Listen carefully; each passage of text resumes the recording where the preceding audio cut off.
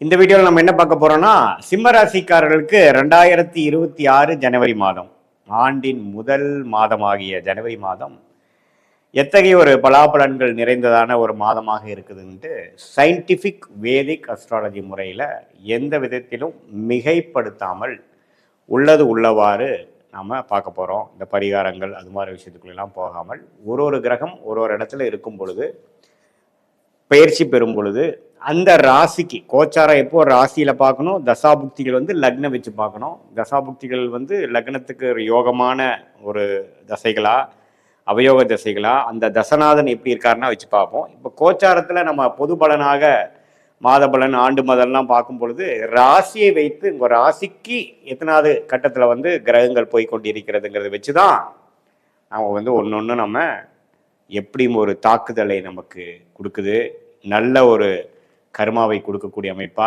வாழ்க்கை எந்த திசையில திரும்ப போகிறது, எது மாதிரி அமைப்புகள் காத்துக்கிறது.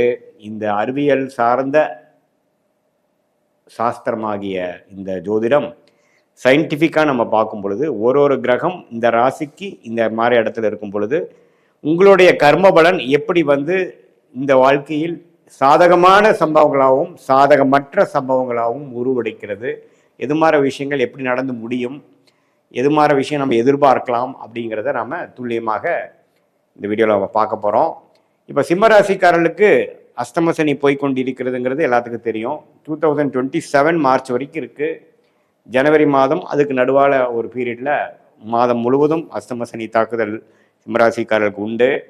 குரு பாருங்க 11ஆம் இடத்துல இருக்கிறது நல்ல ஒரு சப்போர்ட், நல்ல ஒரு பாதுகாப்பு. ஏன்னா லாபஸ்தானத்துல குரு இருந்து என்னதான் அஷ்டம சனி தாக்குதல்ல சிம்மராசிக்காரர்கள் பாதிச்சிருந்தாலும் சில வரவுகள், சில ரெகக்னிஷன், ஒரு 4 அடி போட்டாலும் ஒருத்தர் நமக்கு தட்டி கொடுக்குறாரு, கொஞ்சம் மனசுக்கு ஆறுதலா இருக்குது அப்படிங்கிற மாதிரி சில விஷயங்களும் இருக்கதான் செய்கிறது. அதே சமயத்துல ராசிக்குள்ள கேதுவும் 7ஆம் இடத்துல ராகு இருக்கும் பொழுது நண்பர்கள் இடையே கொஞ்சம் பிரச்சனைகள், கொலீக்ஸ், கஸ்டமர் இடையே நம்ம கொஞ்சம் கேர்ஃபுல்லாக டீல் பண்ணணும். படிக்கிற மாணவர்கள் நண்பர்களிடையே பார்த்து பண்ணணும், பழகணும். புதுசாக இருக்கிறவங்களோட உண்மையிலேயே கவனமாக இருக்கணும். இந்த நேரத்தில் தான் பார்த்திங்கன்னா தெரியாத ஒரு விஷயத்துக்குள்ள போய் மாட்டிக்கிறது, ஸ்கேமில் மாட்டுறது, வயசு கோளாறில் நடக்கக்கூடிய அந்த 20 வயசு 25 வயசில் பார்த்திங்கன்னா அந்த காதல் விஷயத்தில் போய் மாட்டுறது, அவப்பேர் எடுக்கிறது, கெட்ட பேர் வாங்குறது, திடீர்னு விபத்துகள் நடக்கக்கூடிய அமைப்புகள், இது மாதிரிலாம் சில விஷயங்கள்லாம் அஷ்டம சனி தாக்குதல் இருக்கும் பொழுது இந்த ராகு எதுவும் ராசிக்குள் இருக்கும் பொழுது கொஞ்சம் ஒரு மாதிரியான ஒரு அமைப்புகள் இருக்கப்போ கேர்ஃபுல்லாக நம்ம இருக்கணுங்கிறது தான் பலன். அதே சமயத்தில் இப்போ உங்களுடைய ராசி அதிபதி செவ்வாய், புதன், அப்புறம் சுக்கிரன், ராசி அதிபதி யாரு, சூரியன், எல்லாமே 5ஆம் இடத்துல இருக்கிறாங்க முதல் 2 வீக்ஸ்ல. ஸோ முதல் 2 வாரத்தில் குருவின் பார்வையில் ராசி அதிபதி இருக்கிறது. ஜனவரி மாதம் நியூ இயர்லேருந்து பார்த்தீங்கன்னா பொங்கல் டைம் வரைக்கும் நிறையா நல்ல விஷயங்கள் நடக்குது, மன உற்சாகமாக இருக்கும். ஒரு நாளும் பார்த்தீங்கன்னா மகிழ்ச்சிகரமாக போகக்கூடியமாக இருக்கும். என்னதான் அஷ்டம சனி தாக்க ஒரு பக்கம் பிரச்சனை இருந்தாலும் சிலதெல்லாம் உங்களுக்கு பாசிட்டிவாக நடந்துட்டு இருக்கக்கூடிய அமைப்புகள் பரிபூர்ணமாக உண்டு. ஸோ அதனால முதல் 2 வீக்ஸ் ரொம்ப நல்லா இருக்குது சிம்மராசிக்காரர்களுக்கு. தை பிறந்ததுக்கு அப்புறம் பொங்கலுக்கு அப்புறம் பார்த்தீங்கன்னா எல்லா கிரகமும் 6ஆம் இடத்துக்கு போய் குருவின் பார்வையிலிருந்து விலகிறார். ஸோ அது என்ன ஆகும், சில விஷயங்கள் புதுசாக ஒரு ப்ராஜெக்ட் ஸ்டார்ட் பண்ணுறது, ட்ராவலிங், புதுசாக ஒரு இடத்துக்கு போகிறது, குடுக்கல் வாங்கல்ல புதுசாக ஒரு இன்வெஸ்ட்மெண்ட் பண்ணுறது, ஒரு தொடர்பு கொண்டு வர்றது, அது மாதிரி புதிய விஷயங்கள் தை மாதத்துக்கு அப்புறம் பண விஷயமா இருந்தாலும் சரி, இடம் இருக்கக்கூடிய இடம் ட்ராவலிங்காக இருந்தாலும் சரி, அதே சமயத்தில் தொடர்புகள் விஷயமா இருந்தாலும் சரி, முதலீடுகள் விஷயங்கள், இது எல்லாமே கொஞ்சம் activity filled second half of January உங்களுக்கு 6ஆம் இடத்துல சூரியன், புதன், செவ்வாய், சுக்கிரன் எல்லாமே பார்த்தீங்கன்னா ஜனவரி 15 16க்கு அப்புறம் மாறுறாங்க. அப்புறம் குருவின் பார்வையிலிருந்து விலகும் பொழுது என்னன்னா நம்ம முதல் 2 வீக்ஸ்ல சிலதெல்லாம் என்ஜாய் பண்ணிட்டு இருந்த விஷயங்களுக்கு ஓரளவுக்கு முடிஞ்ச அந்த படலம் முடிஞ்சு அடுத்த கட்ட வாழ்க்கையில் நகர்த்துக்கொள் வேலைக்காக மாறுறது, டிராவல் பண்ணுறது, படிக்கிற மாணவர்கள் பார்த்தீங்கன்னா படிப்பு விஷயத்துக்காக சில முயற்சிகள் எடுக்கிறது, உடல் உபாதைகள் கொஞ்சம் வரக்கூடிய அமைப்புகள் இருக்குது. சீனியர் சிட்டிசன்ஸ்லாம் பார்த்தீங்கன்னா செகண்ட் ஹாஃப் ரொம்ப கேர்ஃபுல்லாக இருக்கணும்.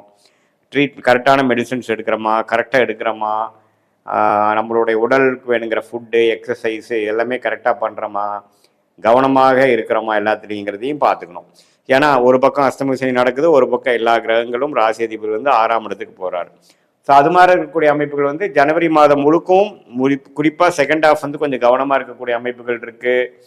மாணவர்களாக இருந்தாலும் சரி, இளைய வயதினராக இருந்தாலும் சரி, நடுத்தர வயதினராக இருந்தாலும் சரி, சீனியர் சிட்டிசனாக இருந்தாலும் சரி, எல்லாருமே அவங்களுடைய வாழ்க்கைக்கு என்னென்ன விஷயங்கள் போய்கொண்டு இருக்கிறதோ எல்லாத்துலேயுமே சிரத்தையாக டியூ டெலிஜென்ஸ்னு சொல்லுவாங்க, எல்லாத்துலேயுமே ஃபுல்லாக வெரிஃபை பண்ணிட்டு சமயோகிய புக்தியோடு செயல்படணும்.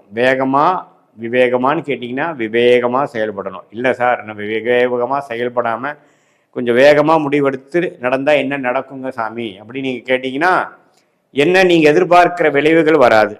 நீங்கள் ஒன்று நினைக்கிறது ஒன்று, நடக்கிறது ஒன்று. நீங்கள் ஒருத்தரை நினச்சி இவர் இப்படி தான் அப்படின்னு நினச்சி நீங்கள் ஒரு சில விஷயங்கள் அவர்கிட்ட பண்ணுறீங்க, அது அப்புறம் தான் தெரியும் அவர் அது மாறினவர் இல்லை, நாம் வந்து தப்பு கணக்கு போட்டோம் அப்படின்னு தெரியும். நண்பர்கள் விஷயத்தில் நாம் ஏதோ ஒன்று பேசுனது தப்பாக மிஸ்கம்யூனிகேட் ஆகும். நம்மளோட ஆஃபீஸில் பாலிடிக்ஸ் பயங்கரம் அதிகமாக இருக்கும். நமக்கு பின்னாடி போய் பேக் ஸ்டாபிங் பண்ணுறது, புறம் பேசுகிறது, நமக்கு பின்னாடி எதிராக வேலை செய்கிறது, எதிரிகளின் நடமாட்டங்கள்லாம் கொஞ்சம் அதிகமாகும். ஸோ இப்படியெல்லாம் இருக்கிறதுனால நம்ம கொஞ்சம் கேர்ஃபுல்லாக இருந்துக்கக்கூடிய அமைப்புகள் கட்டாயம் தேவைப்படுகிறது. இது ஒரு பொதுவான பலனே தவிர உங்களுடைய ஜென்ம ஜாதகத்தில் எது மாதிரி தசாபுக்திகள் போயிட்டுருக்கு, நீங்கள் என்ன லக்னத்தில் பிறந்தீங்க, சிம்மராசியில் பிறந்தீங்க, இப்போ என்ன லக்னத்தில் பிறந்தீங்க, அந்த லக்னத்துக்கு ஏற்ற தசாபுக்திகள் போய் கொண்டிருக்கிறதா, அந்த தசநாதனும் புக்திநாதனும் ஸ்தானபலம், திக்பலம், திருக்பலம்லாம் உங்கள் ஜாதகத்தில் எப்படி இருக்குது, லக்னத்துக்கு எத்தனாம் வீட்டிலிருந்து அவங்க தசை நடத்துகிறாங்க, புக்திநாதனுக்கும் தசநாதனுக்கும் உள்ள தொடர்பு என்ன, நட்பு கிரகங்களாக இருக்கிறாங்களா, இப்போ நம்ம பேசின கோச்சாரத்தில் வந்து எது மாதிரி அமைப்புகள் இருக்குதுங்கிறது எல்லாம் ஒரு சேர்ந்து பார்க்கும் பொழுது உண்மையான துல்லியமான பலன்கள் நாம் கண்டிப்பாக பார்க்க முடியும். என்ன பார்க்க முடியும்? இப்போ பார்த்தீங்கன்னா இந்த பொதுவான ஒரு சிம்மராசிக்கு இது மாதிரி பலன்கள் பார்க்கும் பொழுது உங்களுடைய தசைகள் வந்து இன்னும் கொஞ்சம் நல்ல தசைகளாக இருக்கும் பொழுது நான் சொன்ன அந்த சாதகமற்ற சம்பவங்கள், சாதகமற்ற பலன்கள் குறைவாகவும், தசாபுக்திகளும் ஒரு சுமாரான ஒரு 6ஆம் வீட்டு தசையோ 8ஆம் வீட்டு தசையோ பாவத்துவமான சனி செவ்வாய் ராகு கேதுகளால் பாதிக்கப்பட்ட ஒரு தசைகளாக இருக்கக்கூடாத இடத்துல இருந்து கிரகங்கள் நடக்கும் பொழுது நான் சொன்ன சாதகமற்ற சம்பவங்கள் கொஞ்சம் அதிகமாகவும் தென்படக்கூடிய அமைப்புகள் கண்டிப்பாக இருக்கு.